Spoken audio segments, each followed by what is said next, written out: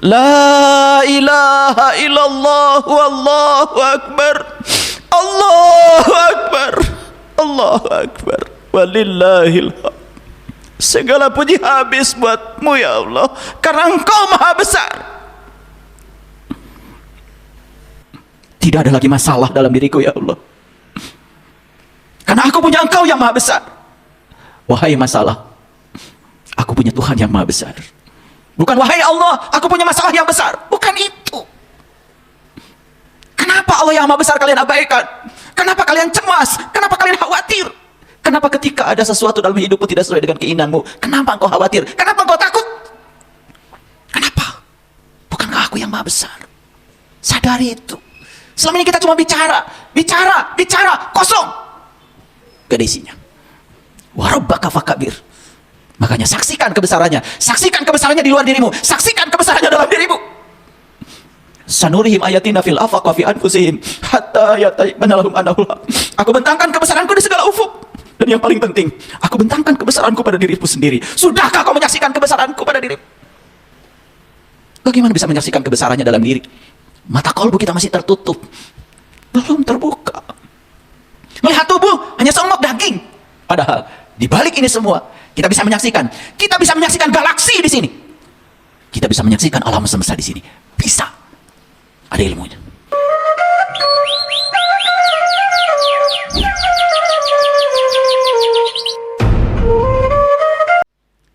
Saya kasih tahu berulang kali Bapak Ibu, kalau kita punya kepercayaan yang dalam kepada Dia, kalau kita selalu merasakan kehadiran Dia setiap ruang dan waktu, energi kreatif Dia mengalir dalam diri kita. Dan ucapan Allahu Akbar bukan dari ambisi, bukan dari ego, bukan ingin pahala, tetapi mengalir dari intuisi yang terdalam. Dia yang mengucapkan kalimat itu dengan sendirinya.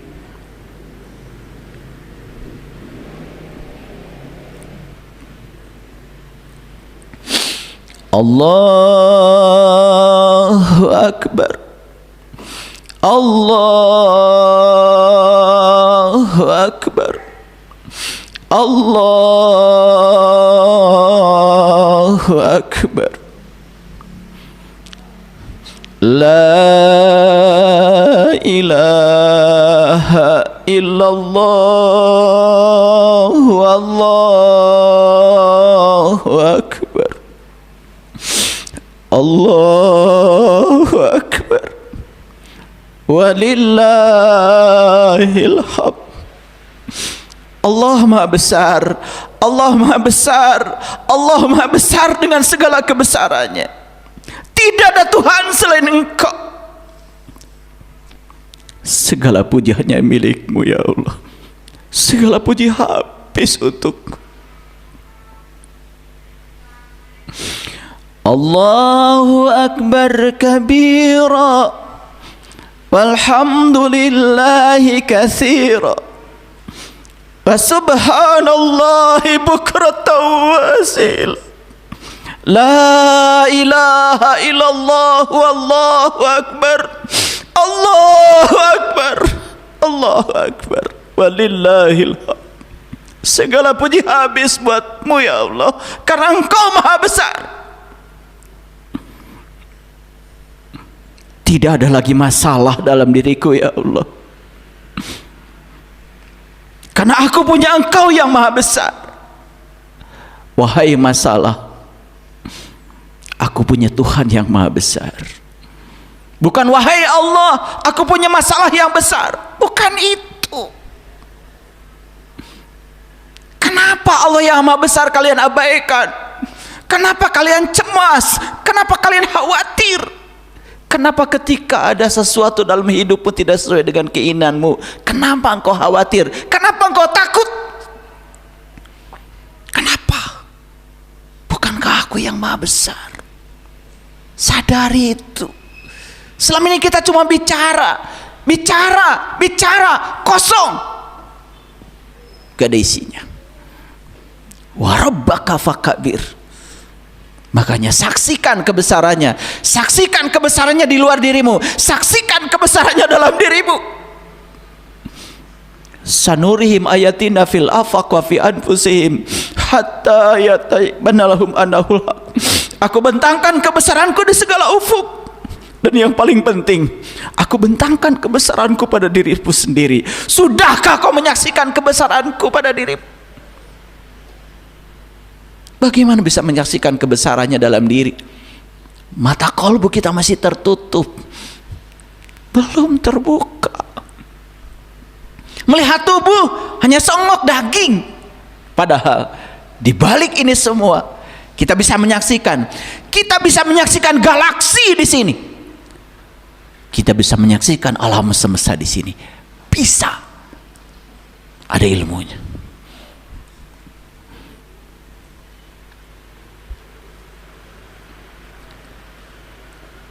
Wasyabaka fatohir, dan pakaianmu bersihkanlah. Pakaian mana yang harus kita bersihkan? Kalau pakaian ini selalu dicuci, setiap pakai pasti kita cuci. Dan pasti semua kita datang ke tempat ini sudah menggunakan baju yang paling bersih, yang paling bagus. Tetapi bukan itu. Pakaian mana? Segala sesuatu yang menyeliputi jiwamu, yang mengotori jiwamu, egomu, ambisimu, itu yang harus dibersihkan.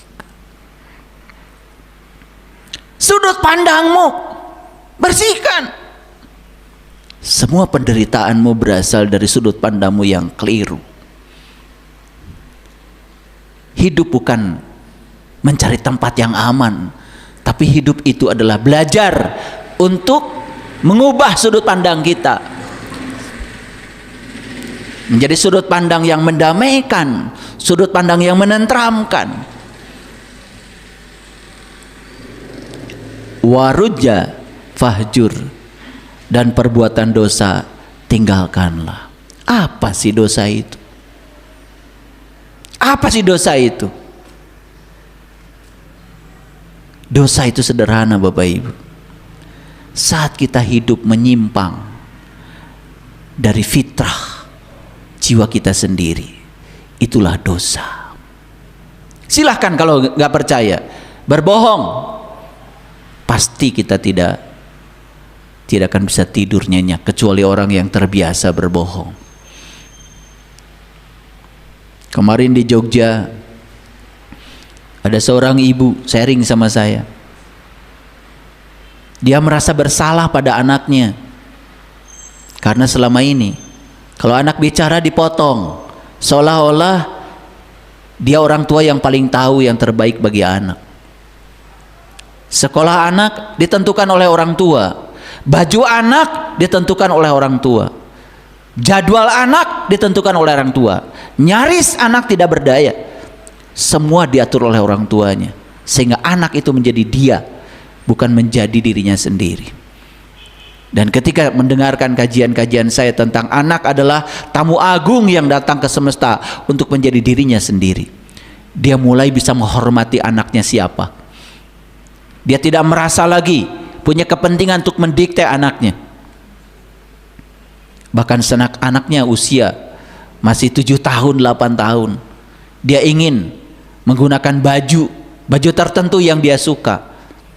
Dan kemudian anak itu dimarahin habis-habisan karena orang tua sudah punya baju buat anaknya. Bajunya harus begini, harus begitu, walaupun anak tidak nyaman, walaupun anak tidak tahu baju itu untuk apa alasannya, demi untuk memuaskan ambisi dan ego orang tua, dipaksa seperti itu. Anaknya stres. Dan kita seolah-olah atas nama cinta dan sayang, kemudian kita mengatur anak-anak kita harus seperti yang kita mau, padahal atas nama ambisi dan ego kita sendiri, nyaris kita tidak menghargai kebebasan mereka untuk berpendapat. Saya sering sekali mendapatkan konsultasi orang-orang yang berpenyakit kanker, tumor di usia yang sangat muda. Setelah saya hipno ke dalam, masalahnya sederhana. Kenapa? Dia terlalu lama memendam emosi negatif akibat perlakuan orang tua. Mau melawan, takut berdosa, Apalagi ketika anak berpendapat, dianggapnya durhaka sama orang tua. Sudah ada perangkap-perangkap yang membuat anak kita tidak berdaya. Dan kita puas ketika anak menuruti mau kita, disebut anak baik, anak soleh. Dan kita sangat merasa terganggu ketika anak berdiskusi, berdebat, nyaris tidak diberi kesempatan. Dan kita mengatakan, saya orang tuamu lebih tahu daripada kamu. Begitu? Wala tamnun tastaksir. Dan janganlah kamu memberi untuk memperoleh yang lebih banyak. Mengagumkan ayat ini bagi saya. Karena selama ini kita memberi, selalu berharap mendapatkan sesuatu.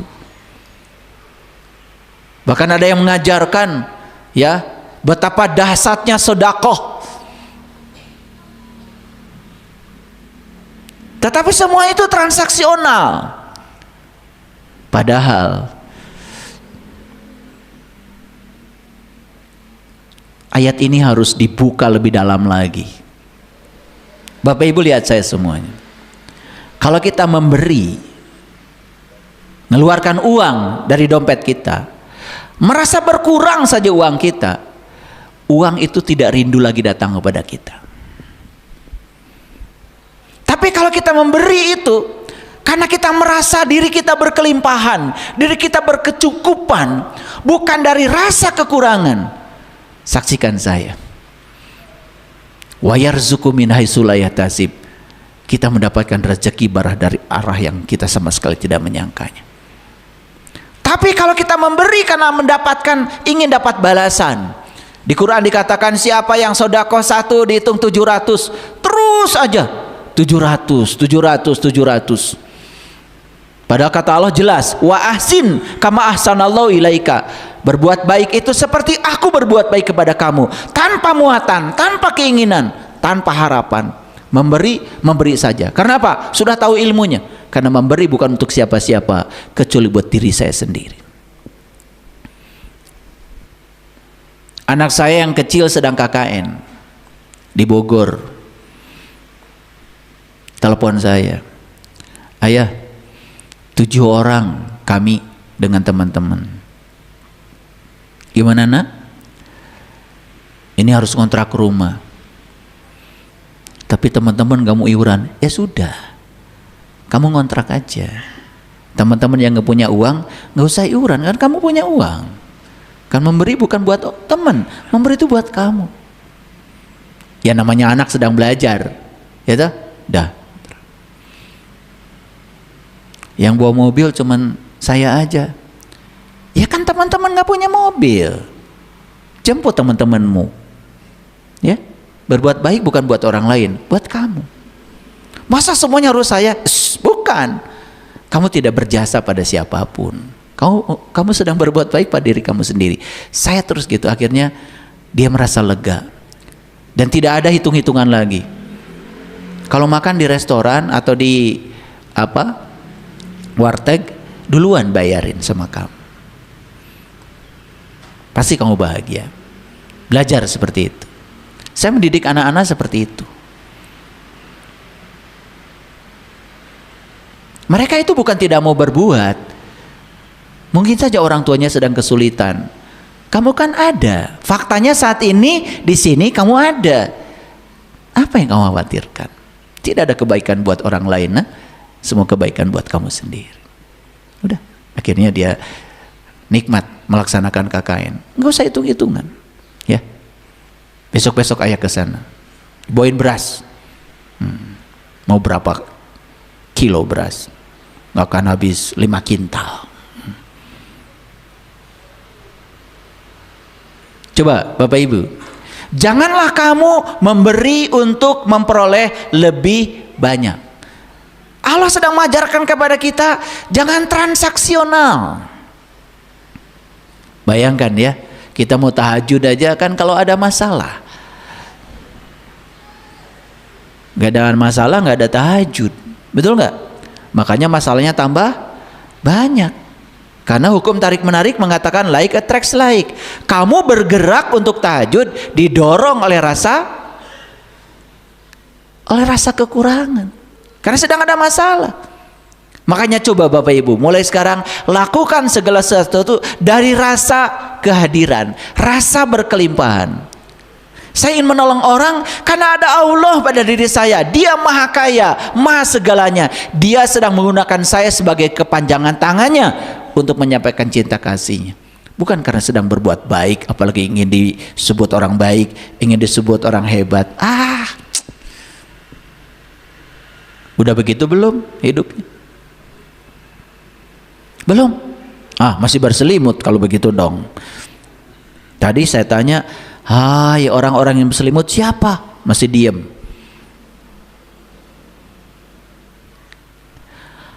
Wali rabbika fasbir, dan untuk Tuhanmu bersabarlah. Keren banget. Untuk Tuhanmu bersabarlah. Apa sih maksud kalimat ini? Sampai Allah mengulang di dalam Al-Quran. Kalau baca Quran surat Al-Baqarah ayat 45, Allah mengatakan wasta'inu bisobri wassalah wa innaha lakabiratun illa alal khasiin. Minta tolonglah kepada Allah dengan sabar dan solat, tetapi itu berat kecuali bagi orang yang khusyuk. Siapa orang yang khusyuk? Allazina yadunnuna annahum mulaqu rabbihim wa annahum ilaihi rajiun. Orang yang khusyuk adalah orang yang sudah bertemu dengan Tuhannya. Khusyuk itu bukan konsentrasi, makanya jangan sembarangan. Kalau ingin mempelajari istilah-istilah Quran, jangan keluar dari Quran itu sendiri, karena satu istilah ada penjelasannya di depannya. Contoh, ihdinas syiratal mustaqim, tunjuki aku ke jalan yang lurus. Apa sih syiratal mustaqim? Jangan pakai persepsi, tanya Quran. Quran menjawab, syiratal lazina an'amta alaihim. Syiratal mustaqim itu jalannya orang yang dapat nikmat.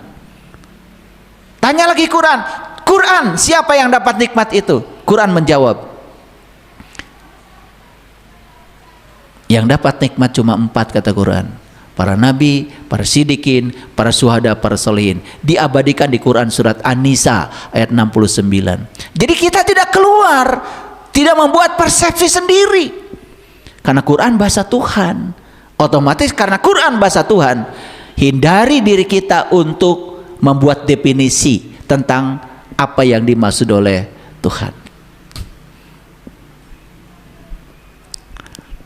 Asik sebetulnya kalau rajin ya. Makanya kalau saya jam 1 malam tuh sudah bangun. Saya tidurnya gak banyak. Satu ayat saya tekuni. Apa sih maksudnya? Nih kalau saya buka rahasia Quran surat Al-Mudaththir ini, sampai sore itu nggak akan selesai-selesai. Layar-layarnya itu luar biasa. Ada lapis-lapis terdalamnya. Dan ini saya baru sampaikan permukaannya dulu.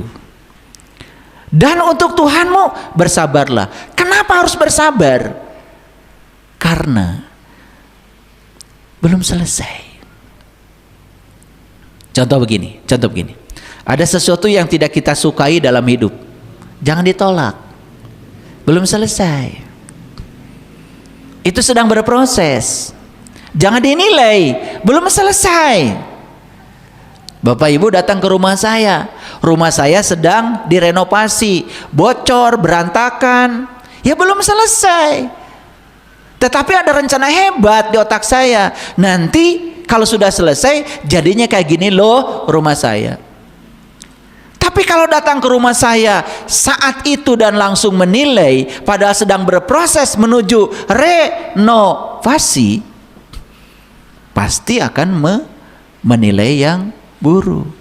Nih saya kasih tahu, ada yang sedang mengalami sesuatu dalam hidup yang tidak enak gak sekarang?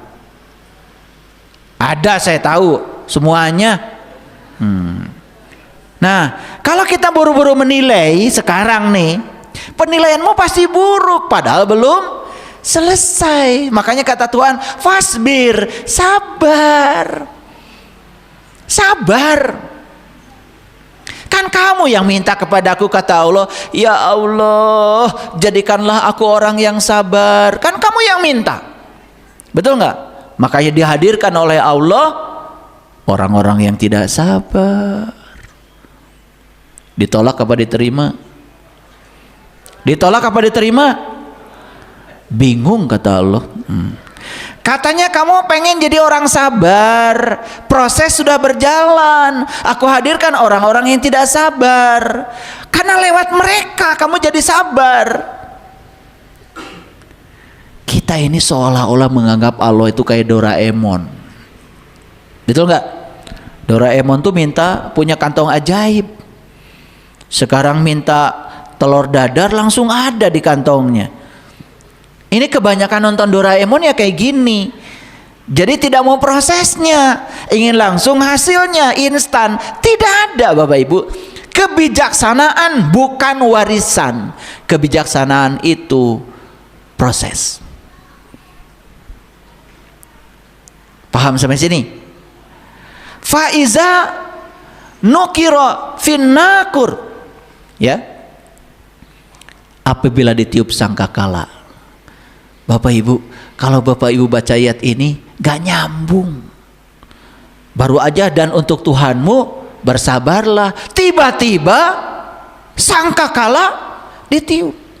Sedangkan otak kita kalau dengar sangkakala itu kan trompet. Sekarang sudah dipegang melihat Israfil. Betul nggak? Sebentar lagi mau ditiup gitu. Betul? Tanda kiamat. Kan sudah jadi cerita sastra. Padahal trompet itu adanya di sini. Di sini.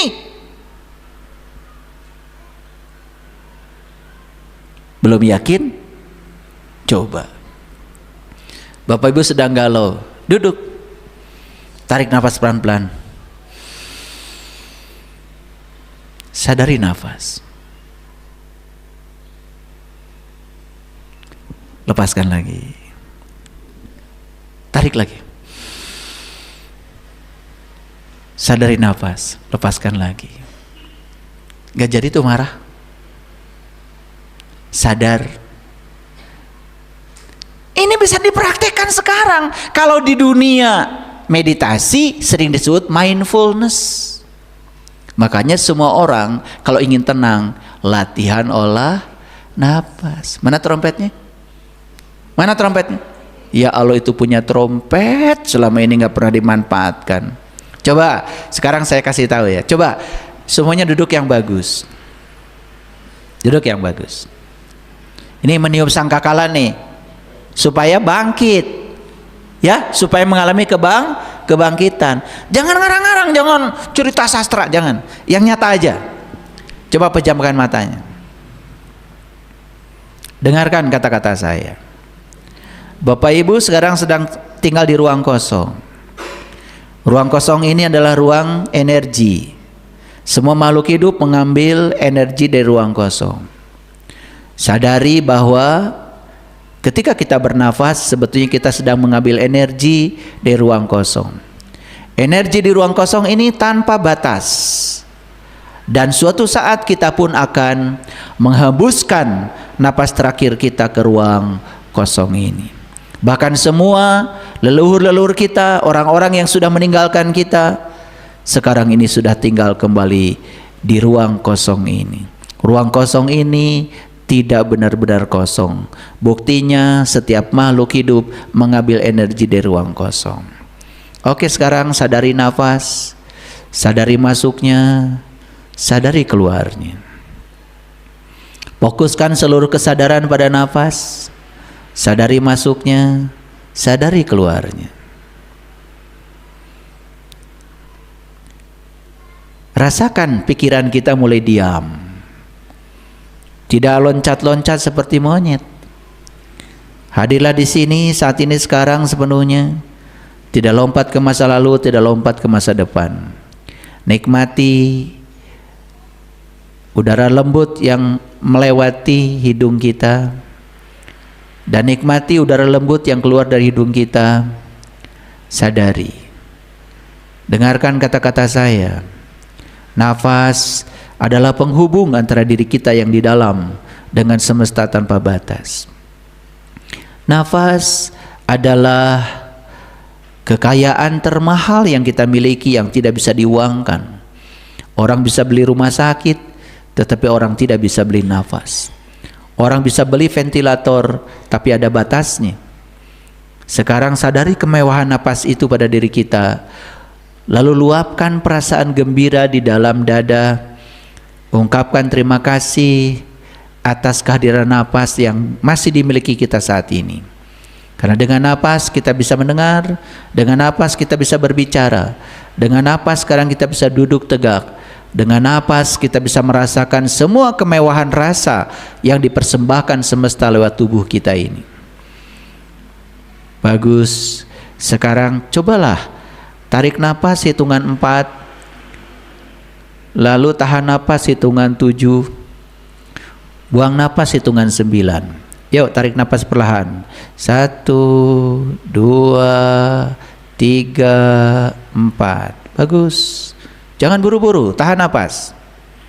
1, 2, 3, 4, 5, 6, 7. Yes. Sekarang buang napasnya perlahan, hitungan 9. 1, 2, 3, 4, 5, 6, 7, 8, 9. Terlalu cepat kalian buang napasnya, terlalu cepat. Baik, sekarang tarik napas lagi lembut. 1, 2, 3, 4. Yes, tahan napas. Nikmati keberadaan sang hidup dalam diri. 1, 2, 3, 4, 5, 6, 7. Sekarang buang napasnya lebih lama lagi. 1, 2, 3, 4, 5, 6, 7, 8, 9. Yes. Buka matanya, lihat saya semuanya. Tenang. Tenang. Sadar. Sadar. Merasakan kehadiran ilahi dalam diri. Napas itu kan bukti keberadaan dia yang tidak pernah tidur, nggak pernah ngantuk dalam diri. Itu aja nggak pernah disadari. Ya sering-sering ya meniup sangkakala. Biar sabar. Nyambung nggak dengan ayat yang tadi? Nyambung. Selama ini sangkakala adanya di mana? Tah di mana ya? Nanti katanya ditiup sama malaikat siapa? Wah, niup apa? Niup trompet. Enging gitu ya, kayak bis kota. Ya, karena kita sudah terlalu banyak cerita agama tuh jadi sastra. Coba sering-sering Bapak Ibu. Tadi yang saya ajarkan namanya mindfulness. 4, 7, 9. Kalau Bapak Ibu tarik napas 4, tahan 7, buang 9. Nanti ada yang hebat pada Bapak Ibu. Kalau dapat sesuatu yang tidak enak itu tidak langsung. Tidak langsung. Coba nanti ya, mulai sekarang kalau mau marah, ambil tempat sebentar, duduk. Langsung olah napas. Yang tadi itu, mindfulness. 4, 7, 9. Marahnya lewat nanti. Jadi kita nggak celaka. Nggak celaka. Karena semua orang yang celaka itu karena dia mengikuti ambisi egonya. Sederhana? Oke. Nyambung nggak dengan ayat yang tadi? Nah, fazalika yauma idin yaumun asir. Waktu itu adalah waktu yang sulit. Bagi siapa? Bagi siapa? Bagi siapa yang sulit? Lihat. Alal kafirina goiro yasir. Bagi orang yang tertutup. Tidak mudah. Nah, makanya kalau kita sudah terbuka, perhatikan saya semuanya, bisa menerima apapun yang terjadi apa adanya. Ada kepercayaan pada kebijaksanaan Allah yang dalam, tidak protes, tidak apa. Walaupun gak enak, gak apa-apa ya Allah, belum selesai. Aku tidak menilai, aku tidak menghakimi. Belum selesai. Belum selesai, tenang ya. Karena endingnya itu pasti bagus. Gak pernah Allah itu menyengsarakan kita. Cuman kita ini belum selesai sudah menilai. Makanya wali rabbika fasbir, untuk Tuhanmu tolong sabar. Tetapi selama ini kan nggak ngerti prakteknya. Nah, prakteknya gimana? Prakteknya tumbuhkan kepercayaan atas kebijaksanaannya yang maha. Yang kedua, rasakan kehadirannya. Tidak mungkin Allah yang Maha Pengasih, Maha Penyayang menyengsarakan saya. Ini hanya proses untuk menuju sesuatu yang ingin disampaikan oleh Allah. Wih, keren Bapak Ibu. Keren.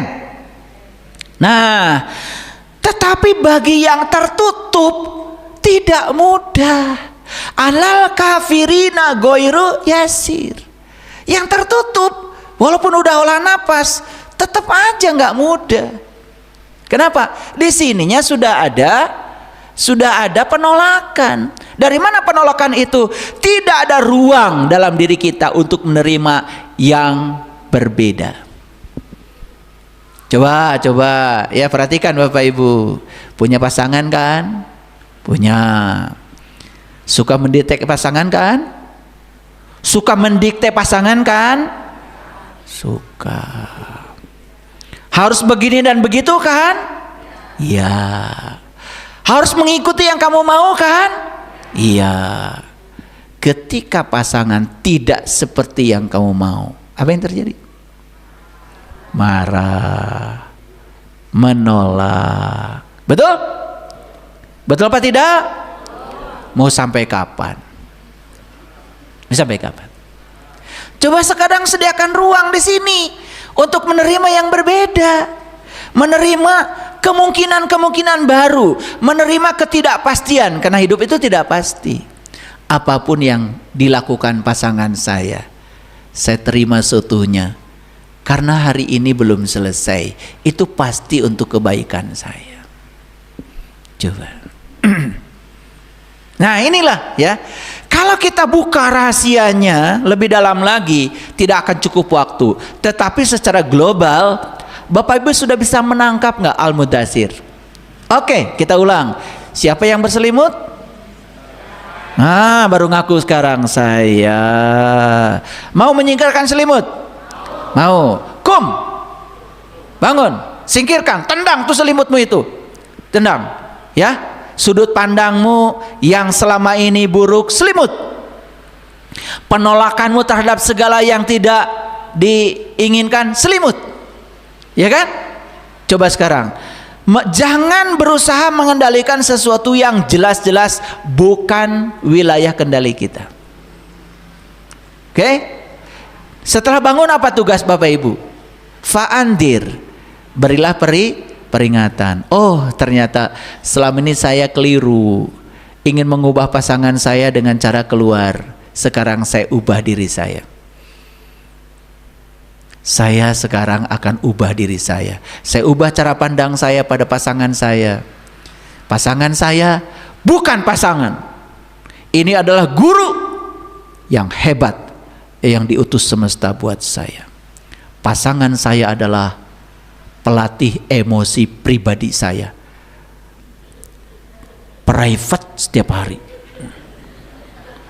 Gak usah bayar. Betul nggak? Cari guru privat mahal. Betul nggak? Iya. Ini Allah menyediakan guru privat spesial. Sangat privasi, sangat pribadi. Jadi sekarang pasangan saya adalah Pep, pelatih emosi pribadi saya. Disediakan semesta khusus buat saya. Mewah? Mewah. Jadi berbeda nanti pulang ke rumah. Bingung nanti pasangannya. Selama ini kamu marah-marah kok sekarang senyum-senyum. Kan ada juga yang bingung. Ya, setelah dapat kajian saya, ada yang bingung itu.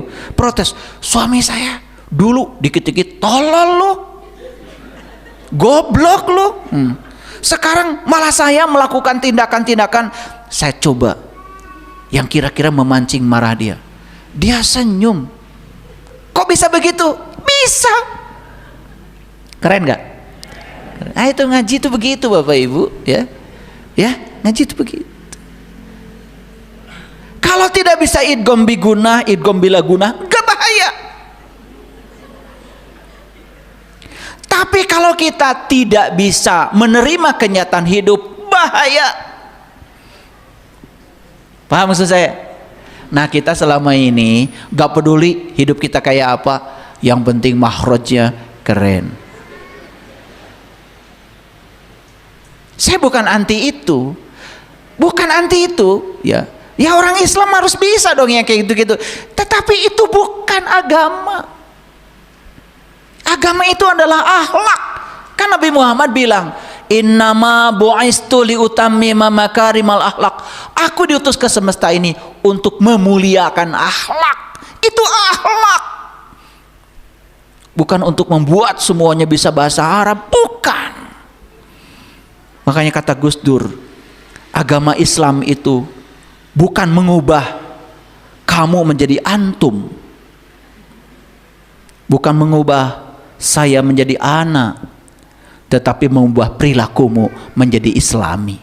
Tahaluk bi akhlakillah, berakhlak seperti akhlaknya Allah. Kembali lagi, ruhku yang ditiupkan itu ke dalam kemurniannya. Itu namanya fitrah.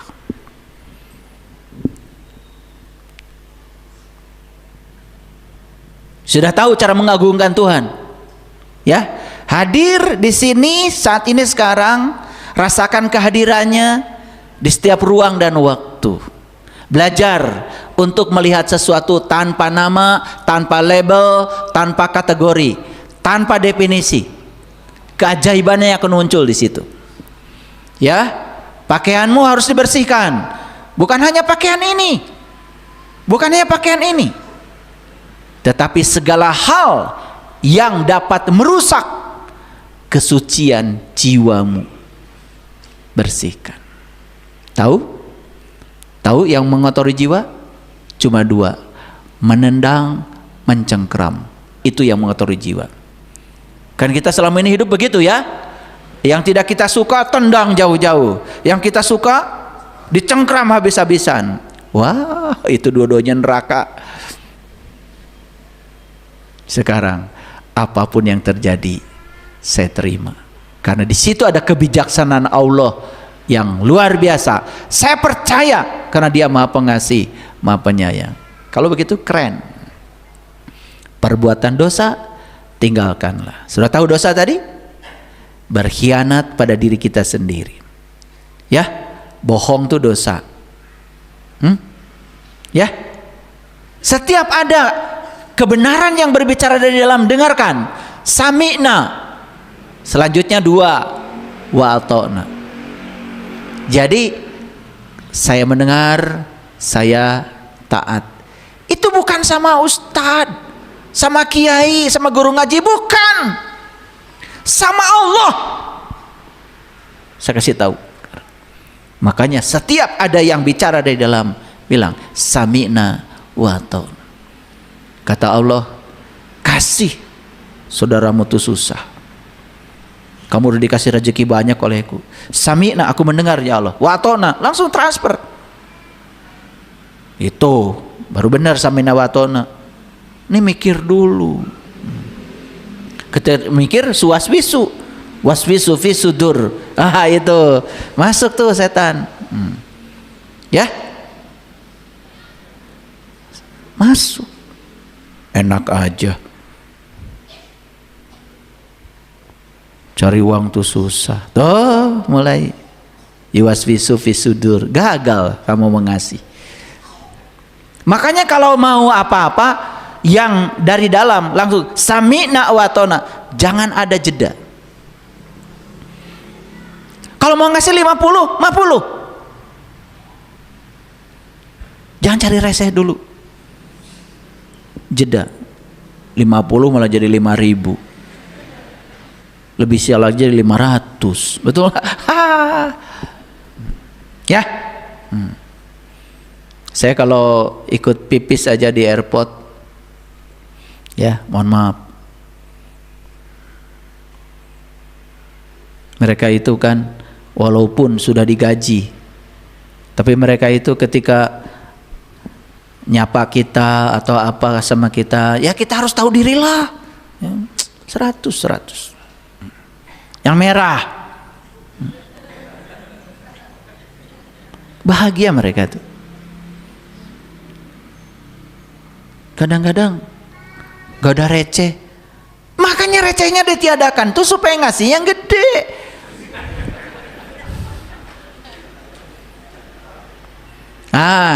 Ini Allahu Akbarnya belum beres nih. Yang suka ngasih gitu tuh belum beres Allahu Akbarnya. Gak percaya pada akbarnya Allah. Ya, banyak yang harus dirubah? Banyak. Ya. Dan janganlah kau memberi untuk memperoleh yang lebih banyak. Sekarang memberi saja. Karena sudah tahu ilmunya. Memberi tidak ada buat siapapun kecuali buat diri saya. Gitu. Jika perlu sekarang latih. Ketika memberi sama orang, terima kasih. Bukan orang yang terima kasih sama kamu. Mentang-mentang memberi, ya harus terima kasih. Sekarang kamu yang terima kasih, gitu. Biar bingung orang. Ngaji di mana ini?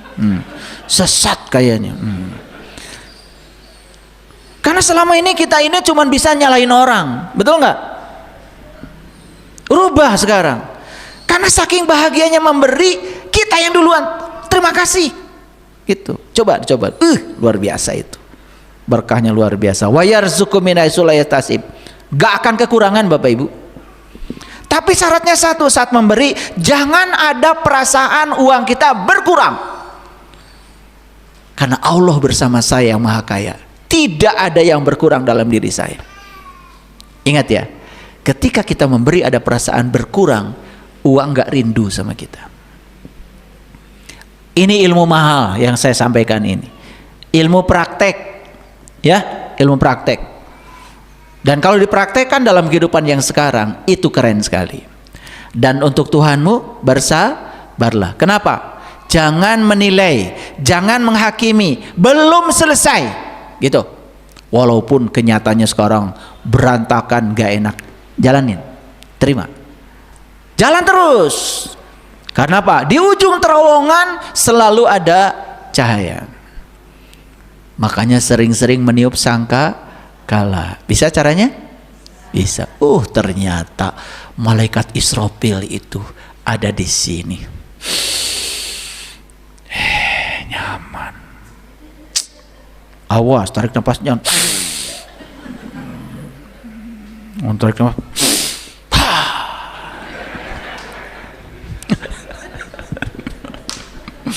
Ya, nanti latihan ya. Makanya saya mohon maaf Bapak Ibu. Saya itu kalau ngajar, mohon maaf ya, ngajar orang-orang yang sudah sering yoga, sering meditasi, ketika mau dibimbing untuk meniti ke dalam diri itu lebih mudah. Kenapa? Sudah ada dasar. Ngajarin yang belum, saya suruh tarik napas, malah keluarin napas. Malah gitu. Ya, oke, sering-sering ya. Udah, yang itu sederhana aja. Mindfulness 4, 7, 9. Masih ingat rumusnya? Oke, keren ya. Tetapi bagi yang tertutup, masih tertutup nih, masih belum siap menerima apa saja, itu tentu masih sulit.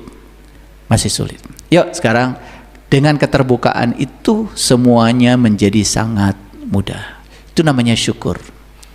Ya, oke. Habis waktu cuma cerita Al-Mudathir.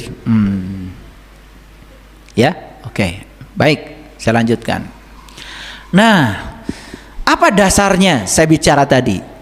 Coba lihat dulu. Ini Quran surat Al-Hijr, surat 15 ayat 29. Fa iza sawaituhu wa nafakhtu fihi mir ruhi faqa'u lahu sajidin. Maka ketika aku telah menyempurnakan penciptanya dan aku tiupkan ruhku ke dalamnya, maka tunduklah kamu kepadanya dengan bersujud. Nah, ini yang lucu. Kalau sujud yang pakai kepala di karpet sih udah oke semuanya. Sujud yang itu. Tapi maksudnya ayat ini adalah kamu sujud pada ruhku. Jelas sekali ya, sujud pada ruhku. Sujud yang sebenarnya itu adalah kamu selalu samina wa ta'na terhadap suara kebenaran dalam dirimu. Itu sujud yang keren. Gak akan ada orang masuk penjara kalau sujudnya benar ke sini. Nah, yang sujud sampai hitam ininya malah masuk penjara.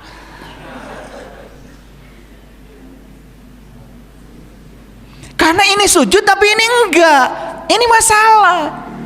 Ya, saya bukan anti, bukan. Berarti yang hitam itu kan berarti saking rajinnya sujud.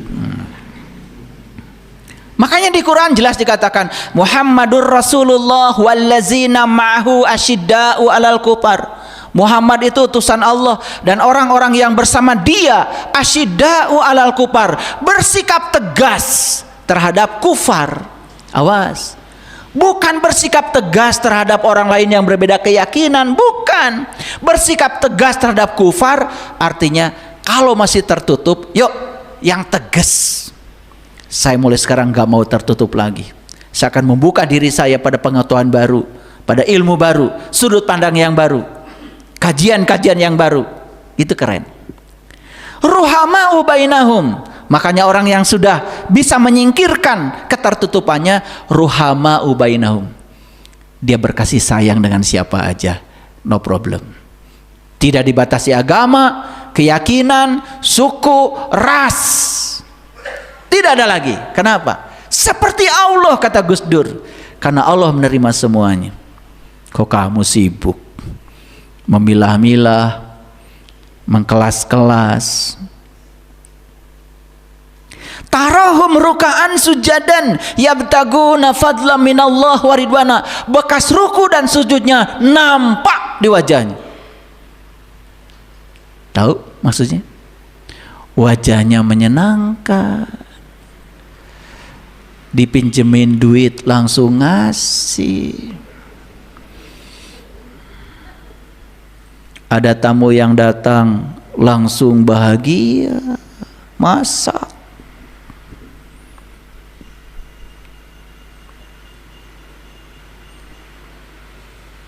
Begitu tamu datang, apalagi keluarga dari jauh, ada apa lagi ke sini? Pasti pinjam uang deh. Wah, padahal sholatnya rajin. Nah, tarahum ruka'an sujadan yabtaguna fadla minallah waridwana. Bekas ruku dan sujudnya itu nampak di wajahnya. Kenapa? Karena di dalam dirinya tuh dijaga ridwan, dijaga malaikat ridwan, penjaga surga. Kalau dijaga malaikat ridwan, damai. Coba serahkan tubuh kita pada malaikat Malik, milik. Begitu datang saudara dari kampung, mau berapa hari di sini? Baru duduk, langsung ke kamar ngitung. Wah, kalau dia di sini beras berapa nih habis? Wah, orang kayak gitu sengsara hidupnya. Pastilah jantung penyakitnya kayak gitu tuh. Itu ada risetnya. Ada risetnya ya. Ternyata orang yang penyakit jantung itu katanya menurut risetnya Kazuo Murakami pelit. Itu. Karena ada risetnya, ternyata orang yang sering memberi dan bahagia ketika memberi, pembuluh darahnya melebar. Ini ada Bu Dokter. Saya senang sekali ya membaca hasil-hasil riset jurnal-jurnal yang terindeks, yang temuan-temuannya itu spektakuler. Jadi sedekah itu sekarang sudah masuk laboratorium, bukan di masjid lagi. Makanya orang Jepang senang memberi. Kenapa? Karena memberi itu menyenangkan. Dan ternyata pembuluh darah kita melebar.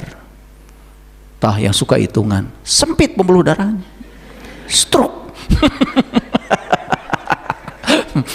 Ini pengumuman buat yang pelit-pelit ya. Maka ketika aku telah menyempurnakan penciptanya dan aku tiupkan ruhku ke dalamnya, jadi bagian dari dirinya itu ditiupkan oleh Allah ke dalam diri kita. Itulah yang jadi diri sejati kita. Sebetulnya diri sejati kita itu awalnya sejenis dengan Dia. Tetapi karena saat kita lahir mulai dibentuk ya, lewat bentukan lingkungan, keluarga dan sebagainya, muncul yang namanya ego. Sehingga kita hidup tidak sesuai aslinya kita, malah kita lebih banyak hidup di dunia buatan ego yang diciptakan oleh kita sendiri. Nah, itulah jadinya kita hari ini diselimuti oleh ego. Saking tebalnya itu selimut, lama-kelamaan kita sampai tidak sadar Kalau aktivitas kita ini bukan berasal dari niat sejati, tapi aktivitas kita berasal dari ego. Gimana nih? Udah masuk kajiannya? Udah bisa nerima ya? Udah bisa nerima. Oke. Jadi kalau saya ngasih kajian itu berbasis kompetensi. Ya, setelah kajian ini ada kompetensi yang dibangun. Ada kesadaran yang sedang saya bangun. Karena ini sebetulnya bukan kajian ceramah agama sebetulnya. Ini adalah kajian spiritual. Spiritual itu dari dua kata, spirit dan ritual. Tahu spirit? Spirit itu semangat, energi. Ritual itu upacara. Jadi kita mengupacarakan diri supaya hidup penuh semangat. Semangat? Semangat, ya. Oke. Gak apa-apa, semangat juga, ya. Gak apa-apa, ya. Apalagi duitnya banyak, sehat, semangat, wah keren, ya. Gimana yang duitnya sedikit? Lebih semangat lagi, makanya duitnya sedikit.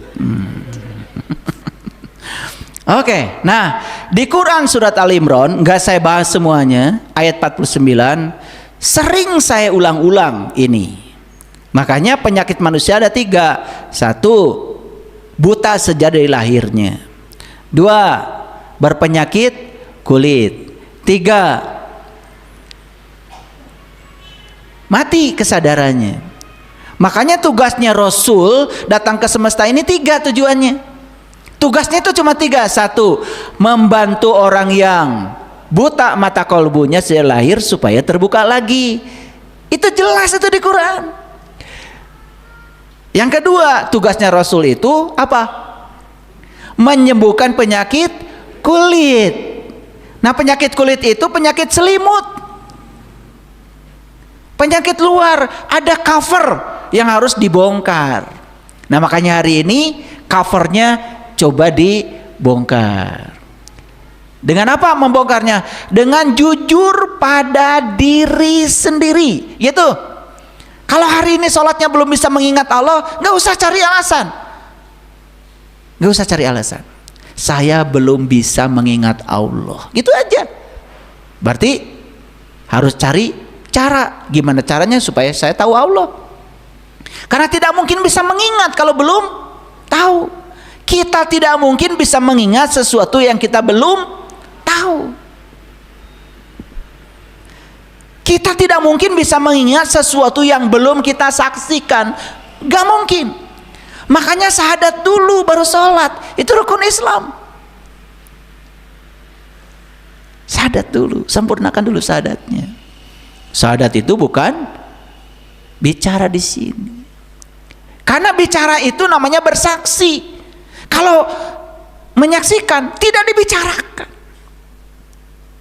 Dan hanya orang yang boleh bersaksi dengan mulutnya, yang menyaksikan dengan mata kolbunya, hanya itu yang boleh.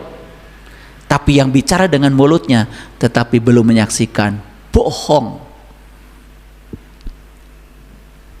Tuh ada Pak polisi di belakang, Kang Jaka dari Polres Purwakarta. Tanya tuh sama beliau, boleh nggak polisi ngambil orang bersaksi sembarangan? Nggak boleh. Yang boleh bersaksi di kantor polisi hanya yang ada di TKP. Yang tidak menyaksikan tidak boleh bersaksi. Makanya kalau syahadatnya udah benar, sholatnya jadi benar, zakatnya benar. Karena sholat itu zakat sebetulnya. Tazkiyatun nafs, membersihkan semua kotoran-kotoran yang melekat pada jiwa. Kalau kita selalu bermanunggal dengan Dia yang Maha Suci. Saumnya jadi benar. Kenapa? Terbuka dan berjumpa. Hajinya jadi benar. Kenapa? Berkunjung ke rumah Tuhan yang hakikat. Berjumpa dengan Dia. Udah sempurna Islamnya. Rukunnya terpenuhi semua. Kan keren kalau begitu. Ya, jadi ada berapa penyakit? 1, buta. Tanya pada diri kita, saya masih buta enggak? Kalau masih buta, berarti harus disembuhkan penyakitnya. Mau tahu cirinya orang buta?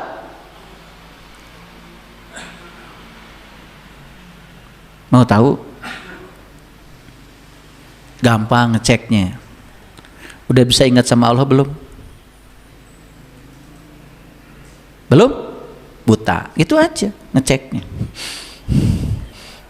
Ya nggak usah tinggi-tinggi ilmunya, nggak usah. Coba sekarang tutup mulutnya semua. Mulutnya, matanya. Tutup matanya semua. Tutup semua, jangan ada yang nggak jujur. Tutup semua. Di tangan kanan saya ada apa? Jawab. Loh, kok nggak tahu? Kenapa? Ya, karena tertutup. Buka sekarang. Di tangan kanan saya ada apa? Very bisa. Gitu aja kok. Betul nggak? Sederhana kan? Kalau merem nggak bisa lihat. Kalau buka bisa lihat. Bayangkan ya, sekarang kita menduga-duga. Coba merem lagi. Merem lagi. Ya, boleh menduga-duga ya. Di tangan kanan saya ada apa? Boleh menduga-duga, boleh menduga-duga. Apa aja boleh. Oh, botol. Buka matanya. Salah, betul nggak? Nah, menduga-duga itu kemungkinan salahnya besar. Betul nggak?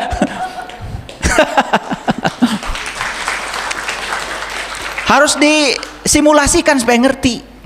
Nah, coba yang mata kolbunya tertutup, menduga-duga Allah kayak gini, kayak gitu, kayak gini, kayak gitu. Jadi Allah kaya. Padahal dia laisa kamislihi syai'un. Tuh. Jadi yang dia saksikan konstruksi pikiran, bukan kebenaran. Awas, itu bahaya ya. Makanya ngaji itu harus yang jelas. Ya. Nah, penyakit yang kedua, penyakit kulit. Penyakit kulit itu apa? Kita ini masih diselimuti oleh kulit, gak tahu isinya. Nah, itu orang yang berpenyakit kulit dipanggil oleh Allah, ya ayyuhal mudatsir, hai orang-orang yang berselimut. Berarti kita harus menyingkirkan kulitnya, selimutnya, sehingga kita tahu isinya. Baru kalau sudah sembuh penyakit kulit, yang ketiga akan sembuh. Apa itu? Penyakit mati. Matinya apa? Matinya kesadaran. Itu yang paling berbahaya. Oke, sampai sini udah ngerti? Nah, bisa dilihat ya. Nanti di Quran surat Ali Imran ayat 49. Nah, sekarang kita lihat Quran surat Al-Hajj ayat 31. Dengan ikhlas kepada Allah, hunafa'a lillah, ya, goiro musyriki nabi, tidak mempersatukan sesuatu dengan dia. Barang siapa yang mempersatukan sesuatu dengan Allah, maka adalah ia seolah-olah jatuh dari langit lalu disambar oleh burung, lalu diterbangkan angin ke tempat yang jauh. Ini sudah sempat saya sampaikan.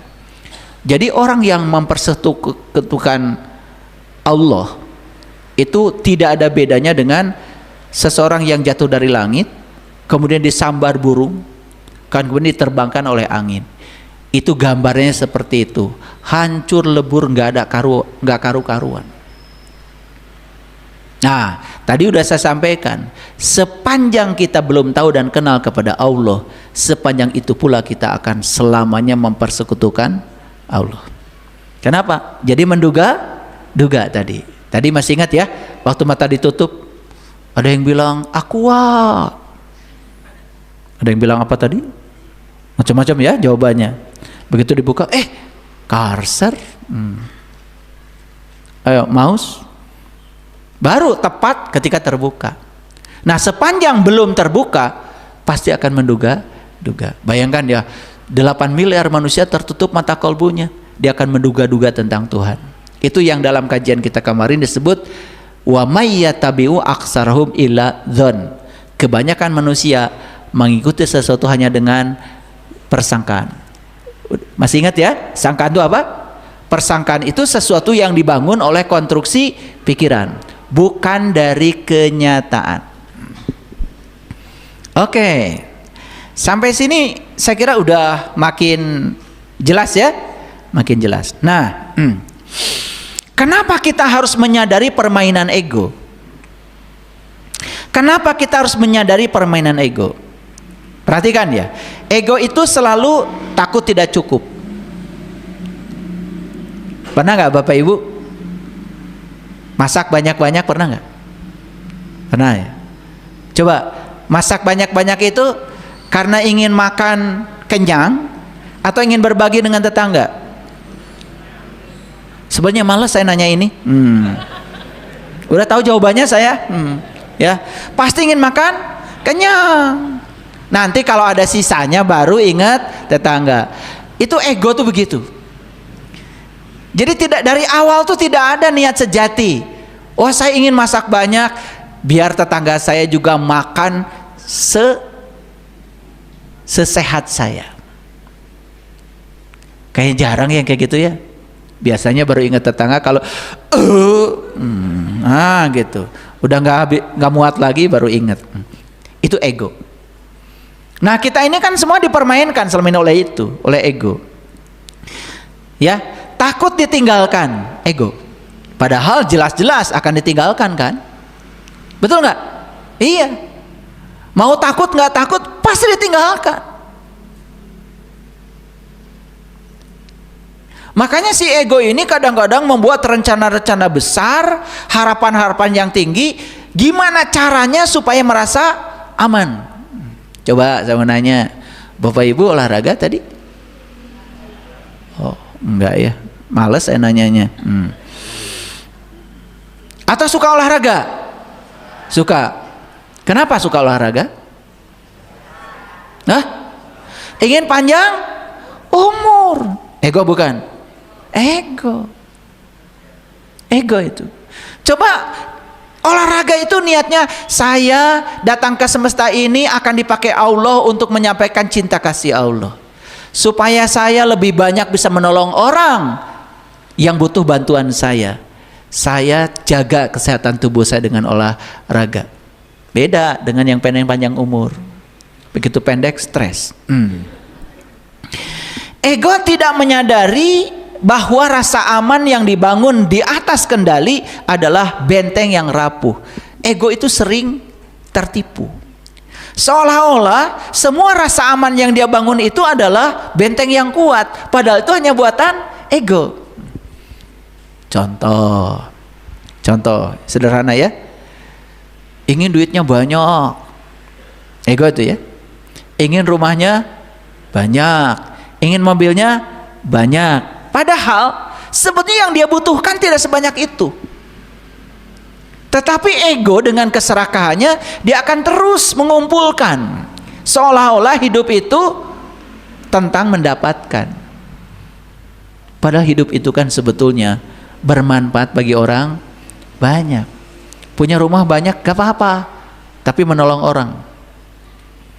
Saya beli rumah tuh di Ciamplas 3 tahun yang lalu sama istri saya. Saya beli rumah itu gara-gara apa?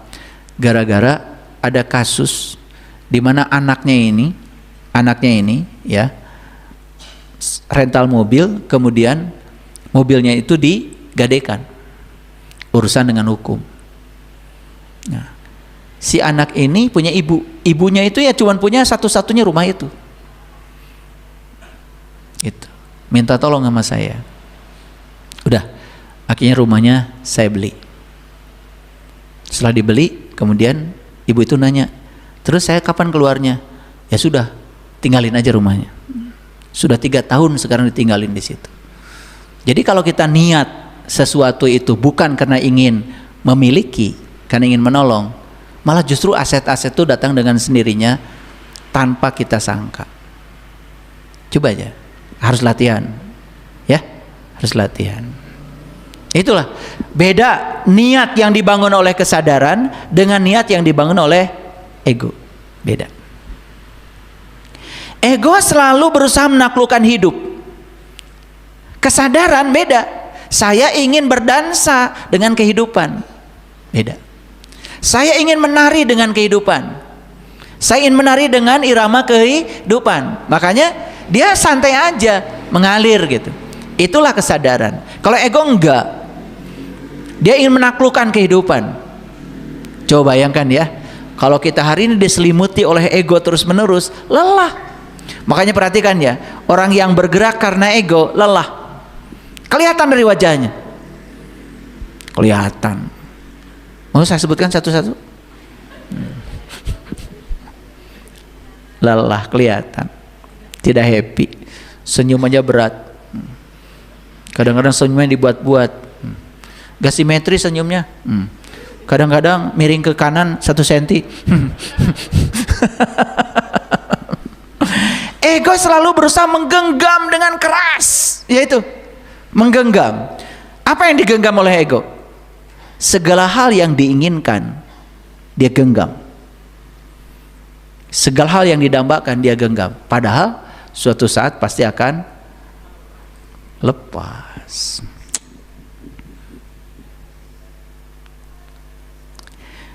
Ego sangat buta dengan keajaiban yang ditawarkan oleh kehidupan. Perhatikan Bapak Ibu, bagi ego nggak ada keajaiban. Dia tidak percaya dalam hidup ada keajaiban. Contoh gini lah, sederhana. Bapak Ibu, mau nggak Bapak Ibu keliling dunia? Sekali lagi, mau nggak Bapak Ibu keliling dunia? Mau.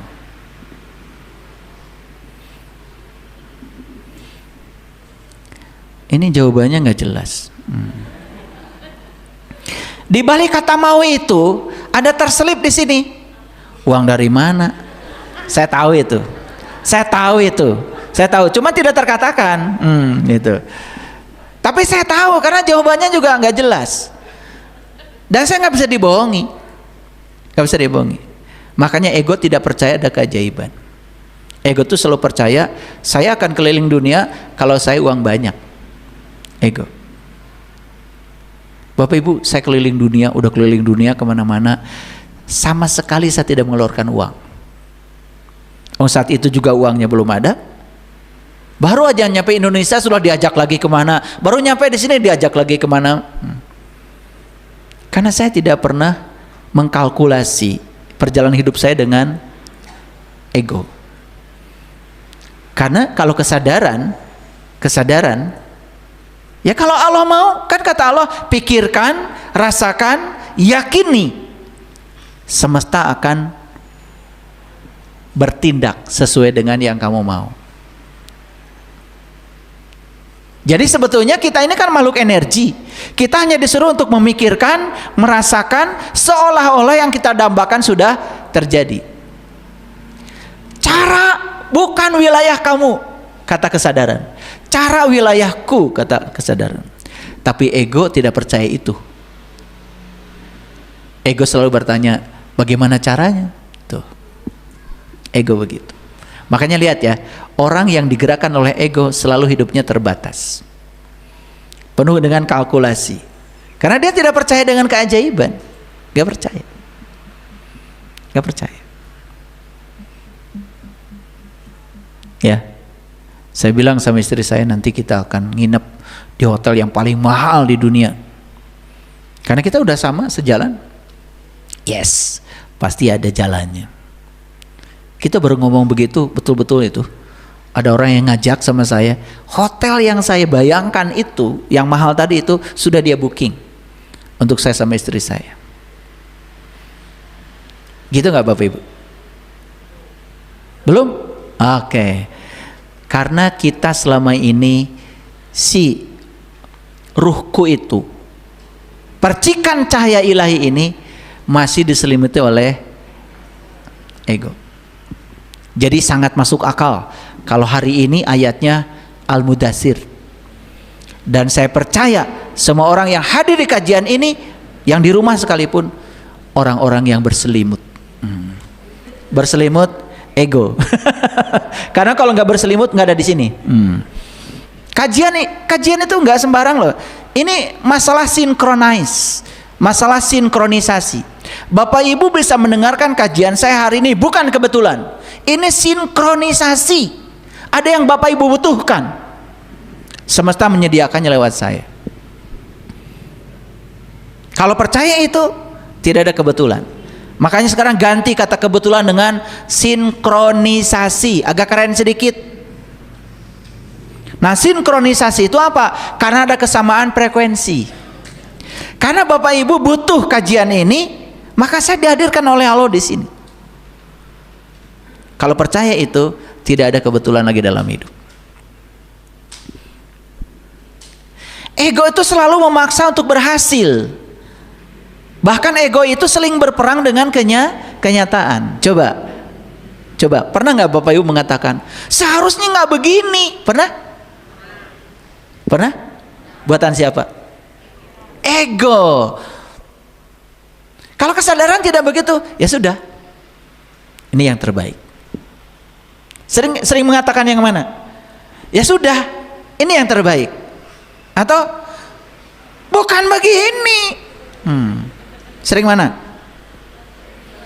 Ya saya sebetulnya males ya nanya begini. Sebetulnya dari wajah-wajahnya kelihatan ya. Nah, sebetulnya saya bisa tracing orang ini di tataran mana, niatnya apa, itu kelihatan. Dari cara mata berkedip udah kelihatan sebetulnya.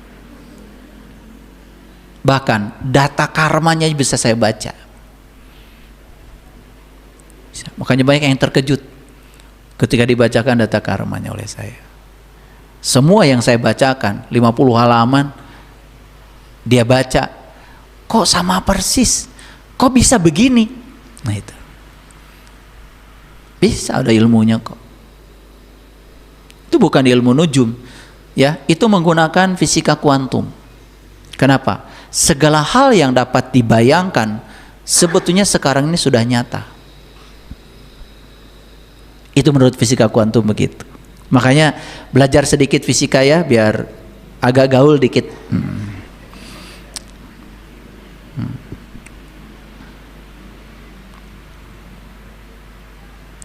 Ilusi ketakutan yang dibangun oleh ego selalu menciptakan kendali. Nih perhatikan, yang suka mengendalikan pasangannya, sebenarnya dia itu sedang digerakkan oleh ilusi ketakutan. Bukan dari fakta, bukan dari kenyataan, hanya ilusi ketakutan aja. Dia sedang hidup di dunia buatan egonya. Maka dia terus mengendalikan.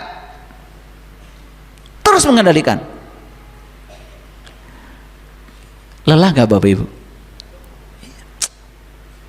Suami datang bukan, alhamdulillah papa udah datang, mau disediakan apa? Bukan. Ini malah ngambil GPS dulu di mobilnya. Langsung periksa masuk kamar, buka komputer. Kemana aja tadi? Oh ternyata kesini. Berkembang lagi tuh ilusinya. Ngapain ke situ? Wah mulai lagi. Siapa yang ditemui di situ? Wah coba. Capek nggak Bapak Ibu? Tapi selamat ya yang begitu. Periksa HP-nya. Ada WA dari siapa aja. Periksa log panggilannya. Panggilan siapa aja. Wah. Mau tidur malam malah berdebat. Ego. Selalu menimbulkan ketegangan. Padahal kalau udah pulang ya sudah, peluk aja. Apa yang dilakukan tadi urusan dia dengan dirinya sendiri. Loh kok saya ngomong begini ya? Kayaknya banyak yang kayak gini di ruangan ini ya. Biasanya begitu. Nah, karena dia itu selalu menciptakan kendali, sehingga tidak siap merangkul ketidakpastian. Dia selalu tidak siap menerima yang di luar yang dia mau. Padahal masih banyak kemungkinan lain, masih banyak ketidakpastian. Bahkan di fisika aja ada teori namanya ketidakpastian Heisenberg. Karena ternyata di alam semesta ini kita tidak mungkin bisa mengamati dua besaran fisika di waktu yang sama secara persis. Makanya rumusnya delta momentum dikalikan delta posisi itu tidak selalu sama dengan 0. Itu lebih besar sama dengan. Itu ketidakpastian. Jadi fisika aja, ilmu eksak itu mengajarkan ketidakpastian. Itulah yang membuat ego selalu tidak damai. Saya tahu di sini yang tidak damai. Tahu. Nah, yang membuat tidak damai itu karena apa? Dia di sininya ada ilusi ketakutan. Padahal itu bukan yang sebenarnya. Itu hanya buatan ego. Ketakutannya itu enggak sebenarnya. Maka dia menciptakan berbagai kendali. Kendali yang memungkinkan dia seolah-olah bisa mendapatkan yang pasti-pasti aja. Padahal dia tidak bisa mengendalikan semuanya. Ketidakpastian tetap akan datang. Maka selalu dia tidak damai. Padahal cita-citanya ego ingin bahagia. Bagi ego, menyerah itu kalah. Bagi ego, melepaskan itu dianggap tanda kelemahan. Bagi ego, kalau tidak memaksa akan tertinggal. Bagi ego, tidak mengejar itu akan menimbulkan kehilangan. Bagi ego, bayangkan ya, hidup yang diselimuti oleh ego. Nah sekarang Bapak Ibu, buka selimutnya, masuklah ke dalam ruhku yang murni kembali. Innalillahi wa inna ilaihi raji'un. Kembali ke situ.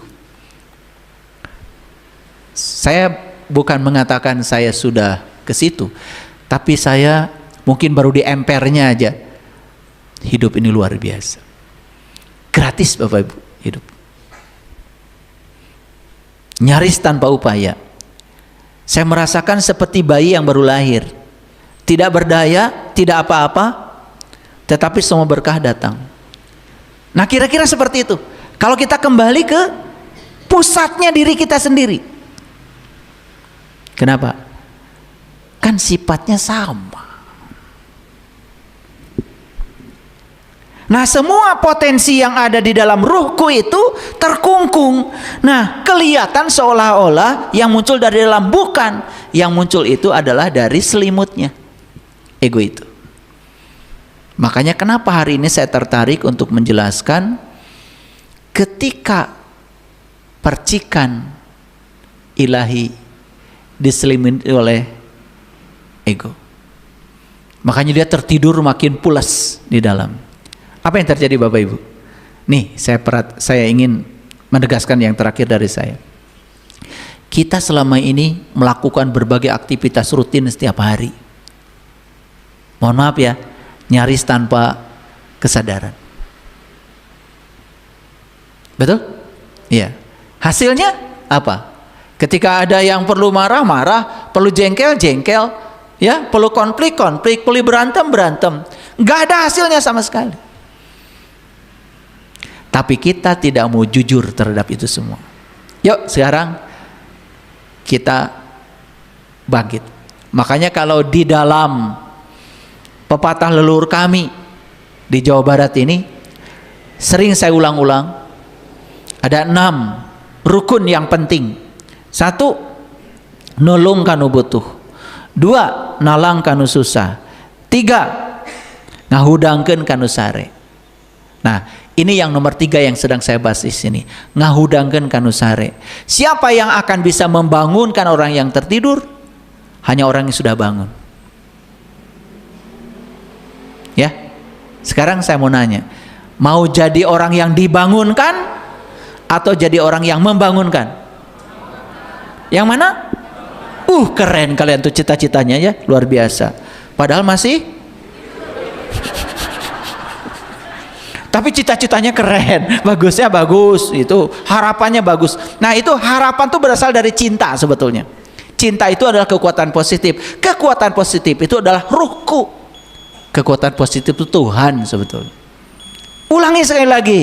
Mau yang dibangunkan, yang membangunkan? Wah, oke. Sip lah. Berarti bangun dulu ya. Oke. Jadi ulangi lagi nanti, didengar lagi di YouTube nanti ya. Kajian ini diulang-ulang sampai betul-betul mengerti, dan mengerti nanti mengklarifikasi selimut ego saya apa saja. Bapak Ibu yang tahu. Oh, ini yang membuat saya hidupnya tidak keluar dari siklus penderitaan, tidak keluar dari siklus kesusahan. Saya berada di sini terus menerus, gak keluar-keluar. Dan sekarang fa'andir, bangunlah dan berilah peringatan. Terima kasih. Assalamualaikum warahmatullahi wabarakatuh.